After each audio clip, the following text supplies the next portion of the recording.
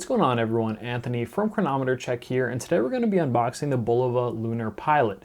This chronograph watch has quite a lot of historical significance, so it's really cool for that, but it's also quite an interesting and solid value chronograph watch regardless of its long-standing history. So we'll get a little bit into the historical significance of the watch, kind of its backstory, and a little bit in the watch itself.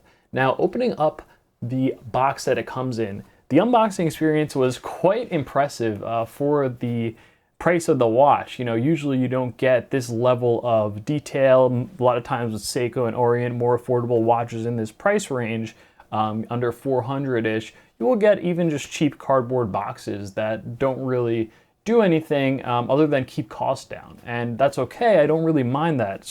But to see this is quite an interesting step up. It even has this little like removable sort of display thing, and it's just, I don't know, very cool little attention to detail.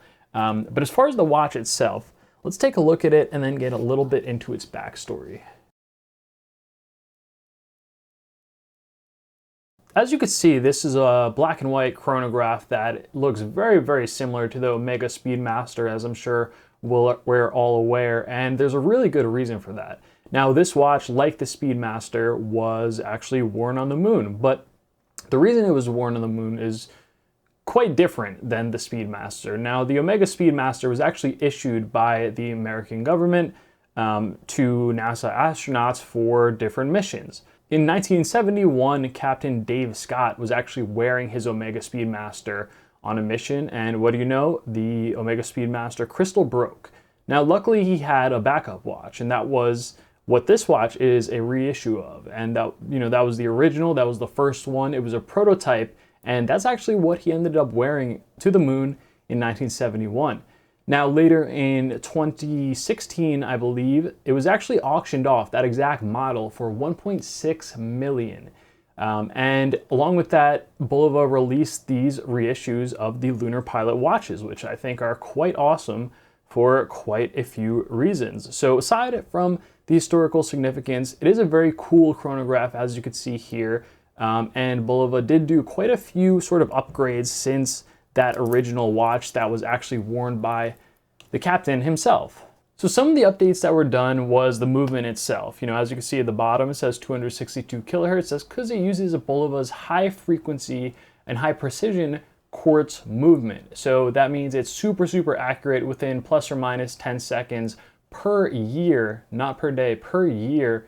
And it sweeps relatively smoothly because it is high frequency, as you could see here. So you could see the chronograph seconds sweeping smoothly, and then also the subdial second hand sweeping quite quickly as well. On top of that, from the original watch, the dimensions were actually updated a bit to be a little bit larger, a little bit different than the smaller original. Some actually do say it's a little bit too large, and you know, seeing this in person for the first time, I can kind of see what they're saying and what they mean by that. Now, the dimensions are 45 millimeters in diameter, which is, I don't think that's the problem that most people refer to when they're talking about the size being too big. I think mostly what they're referring to is actually the lug to lug, which is 52 millimeters, which is quite large compared to, you know, a lot of modern day watches that tend to be between 40 and 42 in diameter and under 50 in lug to lug. Now I'm going to throw this on my wrist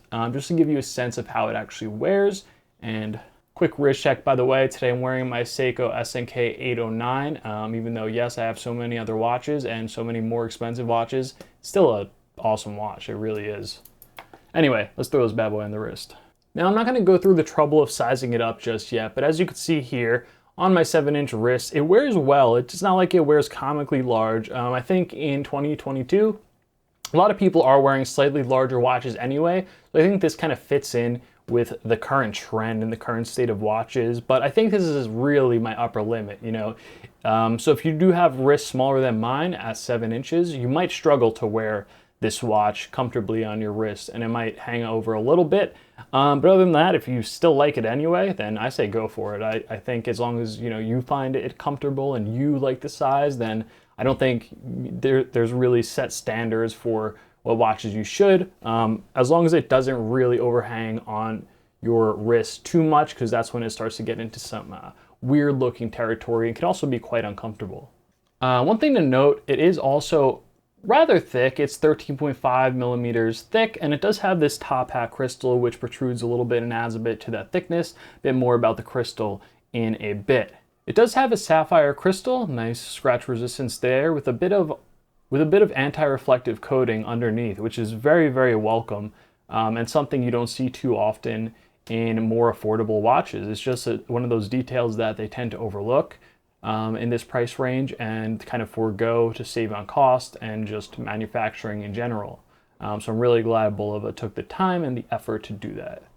If we take a look at the case, it's actually quite a nice satin finish case. One thing I don't like is the contrast of the case to the bracelet itself. Now, there are a few variations that don't come on bracelets that come with a strap and, you know, a NATO and a NASA style Velcro strap. So that's an option. But I did want to get the bracelet style because that's what I tend to prefer, and then throw on my preferred straps after. But the finish of the case itself is very, very cool. I believe the version with the straps does have a polished case, so that's an option if you prefer that as well. Now, to contrast the satin case, we do have some nice high polished crown and elongated chronograph pushers, which are high polished and contrast the case nicely. If we take a look at the case back, we do see a bit of an inscription from Bulova, having a little bit of information about the Apollo 15, which was the mission that the original was worn on. So I think that's a nice little nod to the watch's history, and it's really cool that Bulova, you know, actually really paid attention to that historical significance and made it into a watch that is sort of mass appealing and rather affordable thanks to their high precision movement. You know, they could have very easily put in a high-end automatic movement to try to make this rival the Speedmaster in some ways, but I think that they really did a very smart decision there just by making this a little bit more accessible. Now, taking a look at the dial itself, we see it's a very nice and clean dial. Obviously, again, very reminiscent of the Omega Speedmaster in all black matte finish, except for the sub-dials, which actually have a nice sort of glossy radiant to them, which actually is a very, very nice visual touch and adds great contrast. The white painted hands match the white applied indices very, very well, and they are all loomed up. With a matching date wheel, which is very welcome in my opinion. You know, I hate when watches do a contrasting date wheel that just throws off the balance of the watch altogether. Now, the Bulova text is very, very subtle. Yes, it's in white, so it kind of blends in with all of the other accents on the watch itself in terms of the markings, indices, and etc. And I really like the layout of this watch. Now, another really great detail is the stepped ring on the outside edge of the watch for the tachometer. It's just a nice little detail, and then inside we have a sunken minute ring, which is, again, adds a nice level of detail and a lot of different layers in this watch, which really makes it very dynamic when you look at it at different angles. Now, obviously, this is a chronograph watch, which is its primary complication and function. You can imagine all of the many possible NASA applications that might have, including timing a spacewalk, etc. And it is a very functional chronograph in that all you have to do to start it is the top right pusher over here. You activate it and you see the second hand will start to move, as well as on the sub-dial here. I believe it's a 60-minute counter maximum. We could press the pusher once again to stop it. Very, very clicky, very, very tactile, so I really like that feel.